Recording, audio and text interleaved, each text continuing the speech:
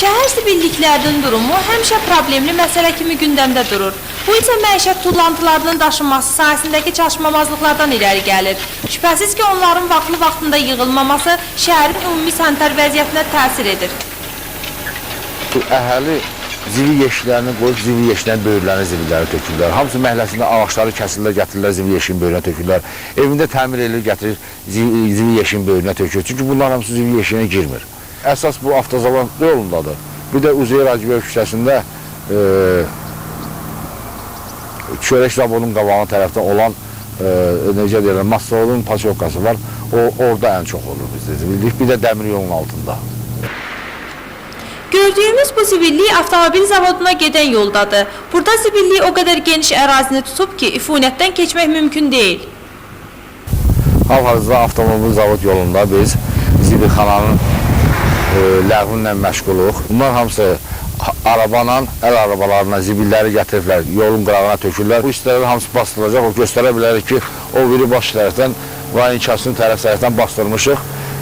Onu 2 günə, 3 günə bu böyük bir məsafədir, onu bastırıb qutaracaq. Bir neçə gün sonra yenidən həmin ərazidə olduq. Zibilliyin bir hissəsi tamamilə təmizlənib qurtarmış, az bir hissəsində isə iş gedirdi. Deyib Cəfərovun dediyinə görə bu təmizlik cəmi bir neçə gün çəkəcək. Sonra yenə də zibil talaq verəcək. Bu da sözsüz ki, natəmiz yerlərin və zibilliklərin artmasına gətirib çıxaracaq.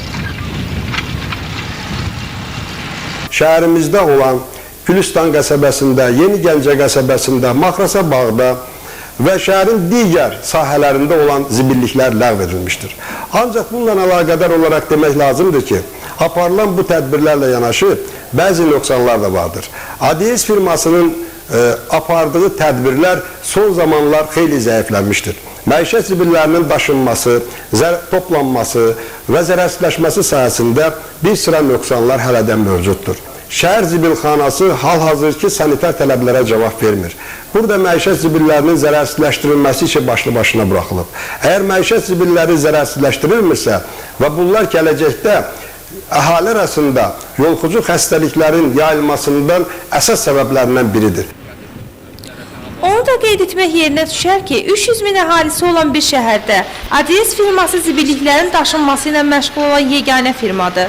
Bu işi yerinə yetirmək üçün isə cəmi 8 maşın və 4 əl mexanizmi ilə işləyən zibil daşıyıcı var. Bugün biz Gəncə şəhərindən, əhalidən 85 milyona qarşı bugün mən 5 milyon pul toplayıram. Baxın görün bu gəlirindən, bu iş ilə işləmək olarmı? Büdcə təşkilatlarının üstünə düzdür. Biz hər yükü büdcə təşkilatının boynuna qoymaq olmaz ki, elə büdcə təşkilatı ödəniş eləsin. Eləyir büdcə təşkilatı, ancaq orada da çətinliyimiz var. Bu günlərin maliyyə problemim mənim 70% ilə yox, heç olmasa 50% ilə də ödəmiş olsalar, mən işimi qurmuş olaram. Zibilliklərin daşınmasındakı çatışmamazlıqları hər kəs qarşı tərəfin üzərinə atır. Sakinlər belə fikirləşir ki, əgər mən zibili evimdən nə qədər uzağa, əl arabası ilə daşıyıramsa, niyə pul ödəməliyəm? Firma isə zibilliklərin daşınmasındakı ləngimələri əhalinin vaxtında pul ödəməməsi və maliyyə çatışmamazlıqları ilə bağlayır. Halbuki həmişə zibilliklərin vaxtında və səmərəli şəkildə daşınması yeni gəlir mənbəyinə də çevrilə bilər. Bugün dünya praktikası göstərir ki, bir sıra Avropa ölkələrində zibilliklərin yenidən istehsala verilməsi mümkündür. Şüşə qırıntıları, metallar, hətta istifadə olunmuş uşaq bezləri ikinci dəfə istehsala göndərilir. Bizim ölkəmizdə isə hələlik bu işlə məşğul olan heç bir müəssisə yoxdur. Təmizliyə riayət olunması üçün nəzərdə tutulan qara rəngli paketlərdən isə zibilin yığılmasından başqa bütün digər məqsədlər üçün istifadə edilir. Bütün deyilənlər yaxın gələcəkdə bu problemin həll olunmasına ümid vermir.